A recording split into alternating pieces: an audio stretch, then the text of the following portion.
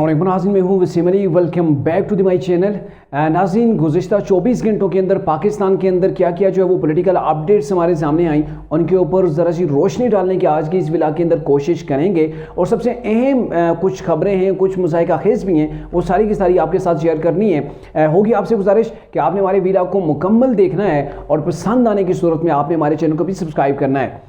नाज़रीन, एक बात लीक हुई है, वो खबर बड़ी अहम खबर है कि ताकतवर हलकों की जानिब से इमरान खान को 2 ऑप्शंस दिए गए हैं, यानी कि आपके पास कोई थर्ड ऑप्शन नहीं है। आपने इन दोनों ऑप्शंस के अंदर से जो है वो एक ऑप्शन को चूज़ करना है। थर्ड ऑप्शन की कोई गुंजाइश हमारे पास अब नहीं बची है। इसके अलावा अमेरिका, जी हाँ, अमेरिका भी कप्तान की मदद को या फिर कप्तान को बचाने के लिए मैदान के अंदर कूद पड़ा है।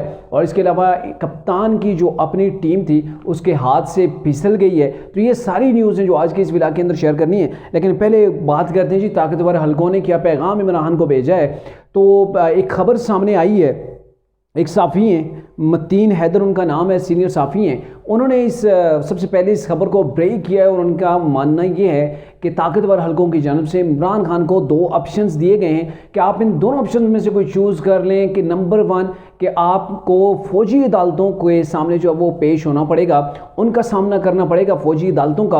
अगर आप कर सकते हैं तो ठीक है, अगर आप फ़ौजी अदालतों का सामना नहीं कर सकते तो फिर आप पाकिस्तान छोड़ के चले जाइए, आपके लिए कोई थर्ड ऑप्शन नहीं है। तो इनके कहने का मतलब शॉर्टली ये है, अगर ऐसी कोई मैसेजिंग पास हुई है इमरान के लिए तो इसका शॉर्टली अगर मतलब निकाला जाए तो ये है कि आपको आम कोर्ट जहाँ से आपको रिलीफ मिलता है, आपका ट्रायल वहाँ पे नहीं होगा। बगावत के जो मामला थे, जैसे पाकिस्तान के इदारे को आपने टारगेट किया और वो उन मकासद के अंदर आप कामयाब हुए जो दुश्मन भी कभी कामयाब नहीं हुआ, तो इसके लिहाज से इस मैसेजिंग को देखा जा सकता है कि उन्हें ये बावर कराया गया कि 2 ऑप्शन हैं। अगर पाकिस्तान के अंदर आपने रहना है तो आपका ट्रायल हर सूरत होगा, नहीं तो आप जा सकते हैं, आपको इजाज़त है। लेकिन आप देखना ही है कि कप्तान डट के खड़ा होता है या फिर वो पतली गली से निकल जाता है। क्योंकि आपको बताएं कि कल ज़मान पार्क के अंदर क्या कुछ हुआ। बड़ी मुज़ाहिका खेज़ बात है कि ज़मान पार्क के अंदर जब ऐलान हुआ, कल शाम से पहले ये चीज़ हो गई थी कि हमने ज़मान पार्क का ऑपरेशन करना है, वहाँ पे दहशतगर्द मौजूद हैं, वो दहशतगर्द जिन्होंने कोर कमांडिंग हाउस को जो है वो जलाया था।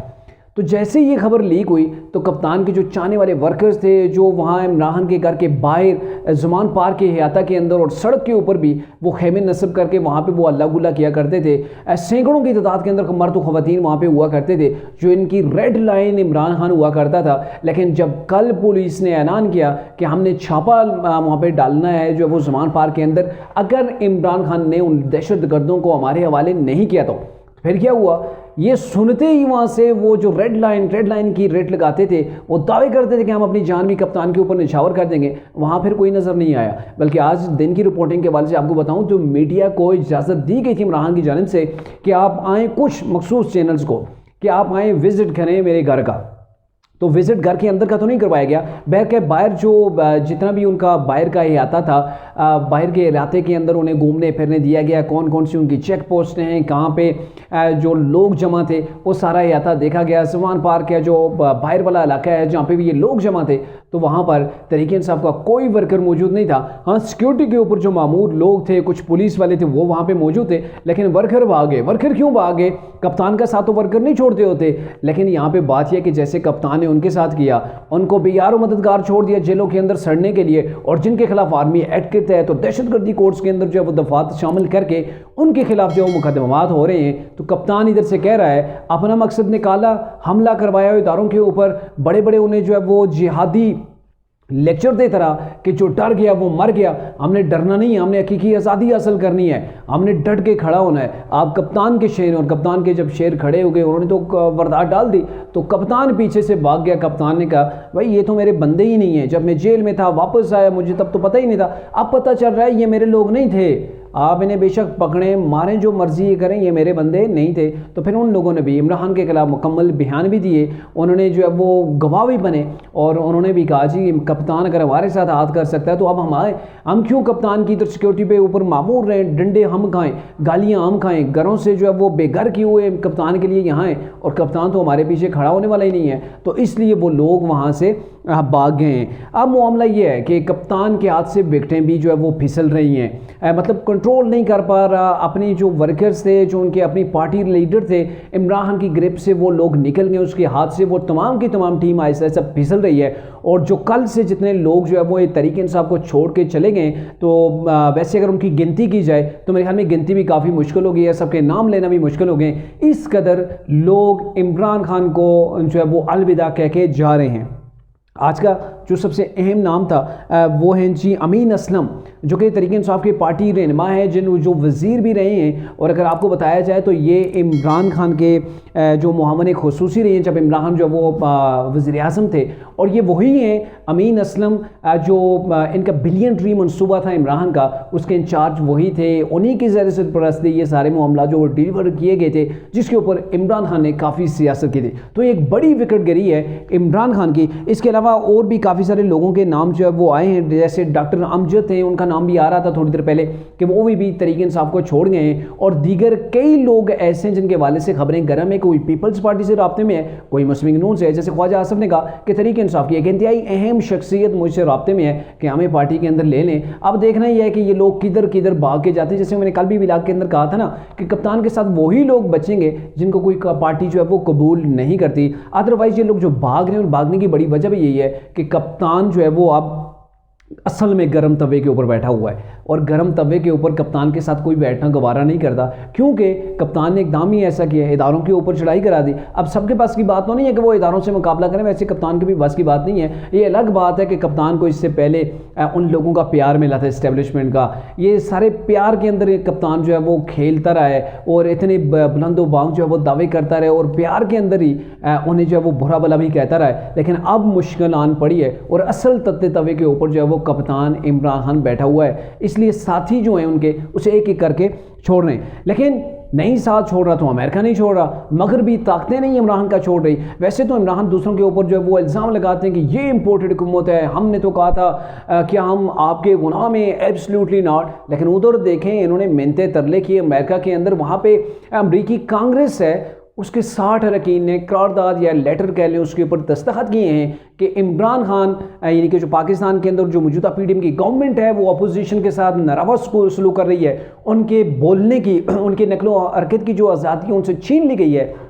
तो अमेरिका इस चीज़ को यकीनी बनाए, वो प्रेशर बिल्ड करे पीडीएम की गवर्नमेंट के ऊपर कि वो अपोजिशन को फ्री हैंड दें, उन्हें जो है वो हर तरह की आज़ादी जो बेसिक है उन्हें वो मिलनी चाहिए। तो वैसे अमेरिका तो खुश ही होगा ना कि पाकिस्तान की फ़ौज के ऊपर पाकिस्तान की अवाम ने हमला कर दिया है, इमरान खान ने पाकिस्तान को डिवाइड कर दिया है, फ़ौज को भी डिवाइड करने की इसने नाकाम कोशिशें की हैं, अवाम को भी डिवाइड करके रख दिया है। तो आज ही मैं वो पढ़ रहा था, एक रिपोर्ट आई हुई थी, वो रिपोर्ट है जी गार्डियन की, बरतानवी एक जरीदा है, उसकी रिपोर्ट आई हुई थी कि पाकिस्तान के अंदर इमरान खान वो शख्स है जिसने सबसे ज़्यादा अवाम को और पाकिस्तान को डिवाइड किया। तो ये कप्तान के जो है वो पलड़े के अंदर जाता है कि कप्तान ने पाकिस्तान को तोड़ने का, या फिर जो कह ले कि पाकिस्तान को डिवाइड करने का, इदारों को तकसीम करने का, लोगों को तकसीम करने का जो मंसूबा था, उसके अंदर कप्तान जो है वो काफ़ी हद तक कामयाब हुआ है। लेकिन बहरकाफ देखें कि कप्तान के लिए कैसे अमेरिका कूद पड़ा है मैदान के अंदर।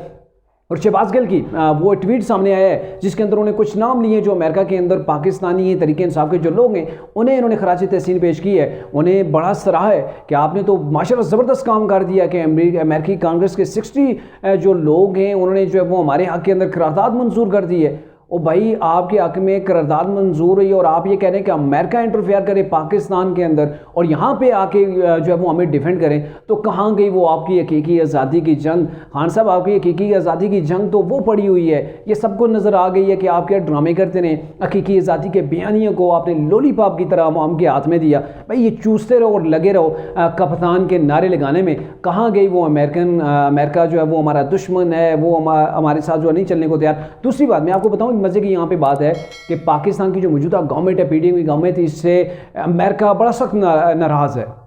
उसकी नाराज़गी की वजह क्या है कि एंटी अमेरिकन जो ग्रुप था पाकिस्तान उसको सपोर्ट कर रहा है, जैसे कि चाइना है, और दूसरी जानब चाइना के साथ तो सी पैक वगैरह सारे मुआहदे रीन्यू हो गए हैं, सारे काम जो वो फिर से शुरू हो गए जो सी पैक बंद किया हुआ था। और दूसरी जानब देखें कि ईरान से पाकिस्तान के तल्लुकात बेहतर हो रहे हैं, और अभी जो इफ्तिताह करने शहबाज शरीफ जो है वो ईरान के साथ बॉर्डर के साथ जो वो मार्केट बन रही है उसका इफ्तिताह हो रहा है, और साथ में बिजली के कुछ मुआहदे हो रहे हैं, उसको भी पाकिस्तान में ईरानी बिजली जो पाकिस्तान के अंदर आएगी, तो ये सारे मुआहदे हो रहे हैं। तो कैसे अमेरिका खुश हो सकता है? इसी वजह से अमेरिका ने पाकिस्तान का जो IMF प्रोग्राम था उसको स्टॉप करवा दिया है। एक तरफ IMF की हर शर्त हम मंजूर कर चुके हैं, उसके बाद भी IMF हमारी बात मानने को तैयार नहीं, वो हमें किस्त रिलीज करने को तैयार नहीं। तो इसकी भी बेसिक यही वजह है कि अमेरिका पाकिस्तान से नाराज है, और इमरान खान को अभी अमेरिका सपोर्ट करना चाह रहा है और चाहता है कि किसी तरीके से इमरान खान को फिर से वो पावर दी जाए जो पहले उनके पास थी। हालांकि इमरान खान वो झूठ बोला करता था, कैसे लोगों को गुमराह किया गया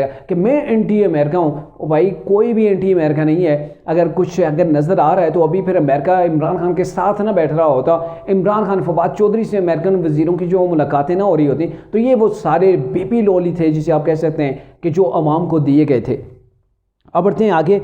इसके अलावा जो मामला ये है कि ऑपरेशन के हवाले से कि ज़मान पार्क के जो ऑपरेशन की बातें हो रही थी वो महज बात ही रह गई, क्योंकि आगे मामला नहीं बढ़े। वहाँ से जो लोग थे वो तकरीबन वहाँ से स्किप कर गए हैं, लेकिन अभी तक किसी किस्म का कोई ऑपरेशन जो है वो ज़मान पार्क के अंदर नहीं हुआ है। अलबत्ता ये खबर है कि इमरान खान ने आज अल-कादर ट्रस्ट केस के अंदर पेश होना था नेब के सामने, लेकिन इमरान खान वहाँ पे पेश नहीं हुए। अब देखना ही है कि वहाँ से अब क्या खबर आती है इमरान खान के लिए। तो नेक्स्ट वीडियो तक के लिए इजाज़त दीजिए। अल्लाह हाफिज़।